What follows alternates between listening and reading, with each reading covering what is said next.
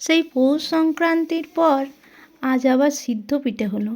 এখানে এটাকে উঁদি পিঠেও বলে, আবার কোথাও কোথাও পুর পিঠে বলে, আমরা সিদ্ধ পিঠে বলি। তো সেই পৌষ সংক্রান্তিতে হয়েছিল, তারপর তো আর হয়নি।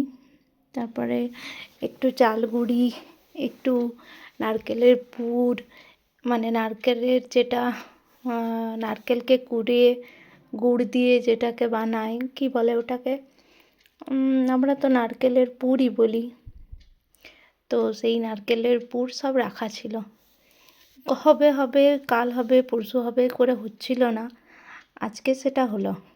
তো শীত থাকাকালীন, মানে ঠান্ডা থাকাকালীন আসলে মাঝে মধ্যে এরকম পিঠে খেতে বেশ ভালো লাগে।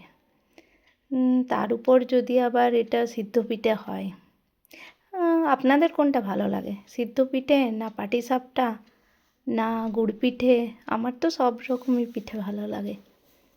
তবে ওই যে শীত থাকতে হবে, ঠান্ডা থাকতে হবে। এরপর তো আস্তে আস্তে ঠান্ডা চলে যাচ্ছে।